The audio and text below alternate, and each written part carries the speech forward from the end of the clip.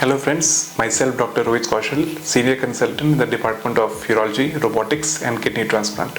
So today we'll be discussing shortly about a condition known as urethral stricture. So first and foremost, what is a stricture? So a stricture एक ऐसी बीमारी होती है जिसमें कि हमारे पेशाब के रास्ते में नैरोइंग या तो सिकुड़नपन हो जाती है, जिसके वजह से कि पेशाब की धार बहुत कमज़ोर हो जाती है और बहुत ज़ोर लगा के यूरिन करना पड़ता है, जिसके बावजूद भी यूरिन फ्लो एडिक्वेटली नहीं आता है और कुछ अमाउंट ऑफ यूरिन उनके ब्लैडर में हमेशा बचा रहता है। सो फर्स्ट एंड फॉरमोस्ट इसके कारण क्या होते हैं, क्यों ये बीमारी होती है?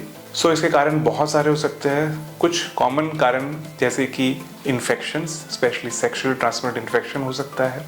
नेक्स्ट, ये बीमारी हो सकता है बिकॉज ऑफ किसी प्रायर एक्सीडेंट के वजह से, या पहले कोई चोट लगी हो पेशाब के रास्ते में, या पहले कोई भी किसी की सर्जरी हो रखी होती है पेशाब के रास्ते होते हुए, जैसे कि किसी की पहले स्टोन सर्जरी हुई हो या कोई ब्लैडर स्टोन की सर्जरी हुई हो जिसमें कि हमें पेशाब के रास्ते से इंस्ट्रूमेंटेशन करना पड़ता हो, तो उसके वजह से भी यूरिथ्रल स्ट्रक्चर हो सकता है। या तो बहुत बार अननोन रीजंस होते हैं जिसकी कारण नहीं मिल सकती हमें।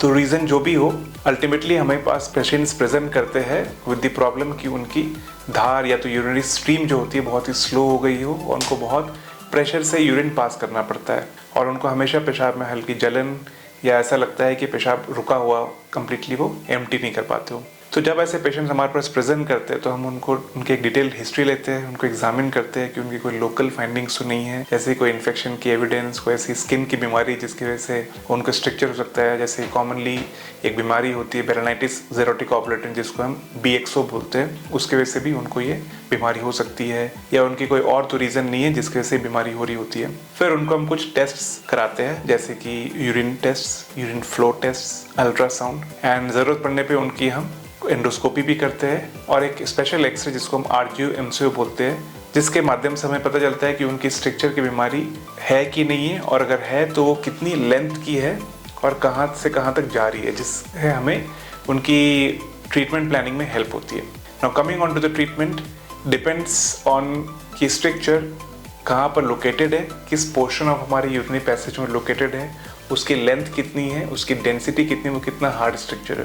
सो इन सब फैक्टर्स पर डिपेंड करता है ट्रीटमेंट। अगर किसी की स्ट्रक्चर बहुत छोटी होती है, फोकल होती है 1 से 1.5 सेंटीमीटर के अंदर, तो उनको हम कुछ एंडोस्कोपिक मेजर यानी कि दूरबीन द्वारा ऑपरेशन करके ठीक कर सकते हैं। इसकी सक्सेस रेट ऑलमोस्ट 80 to 90% होती है, बट प्रोवाइडेड कि वो स्ट्रक्चर बहुत ही सॉफ्ट छोटी लेंथ की हो, तो उनको हम एक ट्रायल ये दे सकते हैं और इन selected patients success is very good up to 90%। But अगर स्ट्रक्चर बहुत ही हार्ड है, डेंस है, लंबी स्ट्रक्चर है, तो हमें कुछ और ट्रीटमेंट मेथड्स उनको एडवाइस करने पड़ते हैं, या जो पेशेंट्स एक बार एंडोस्कोपिक मेथड फेल कर चुके होते हैं उनको हम दोबारा ये मेथड एडवाइस नहीं करते हैं। उनको हम फिर कुछ डेफिनेटिव मेथड्स एडवाइस करते हैं जिससे कि उनकी ट्रीटमेंट सक्सेस रेट इंप्रूव हो जाए।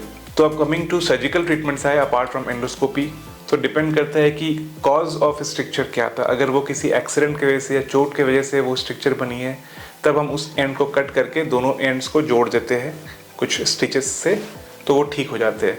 बट अगर बीमारी कुछ और है which is non accidental case या नॉन ट्रॉमेटिक केस, तो उस केस में हमें कुछ ग्राफ्टिंग करनी पड़ती है। ग्राफ्टिंग मतलब है कुछ हमारे बॉडी के टिश्यूज़ लेकर उस खराब जगह पे लगानी पड़ती है। अब आए कि कौन सी टिश्यूज हम लेते हैं, तो मोस्ट कॉमनली हम मुंह के खाल के अंदर की टिश्यू लेते हैं जिसको हम बोलते हैं बकल म्यूकोसल ग्राफ्ट यूरेथ्रोप्लास्टी। देखा गया कि इस ग्राफ्ट को लगाने से पेशाब के रास्ते में उनके पेशाब की धार इंप्रूव हो जाती है और ये बीमारी दोबारा आने की चांस बहुत कम हो जाती है, like 10%। So almost 85 to 90% success rate होती है इस बकल म्यूकोसल ग्राफ्ट यूरेथ्रोप्लास्टी की। सो पेशेंट्स जो हमारे पास प्रेजेंट करते हैं, हम उनको ये सब ऑप्शंस देते हैं, depending on their preference we go ahead with the surgery. Operation के बाद उनको हम फॉलोअप करते हैं उनके यूरिन फ्लो टेस्ट से एंड उनके सिम्टोमेटोलॉजी से। अगर ये सब ठीक चल रही होती है तो हम इसे एक सक्सेस मानते हैं। सो फ्रेंड्स, अगर आप में या आपके किसी रिलेटिव में ये प्रॉब्लम है, so please do come forward and meet your urologist at the earliest to get the correct diagnosis and treatment. Thank you.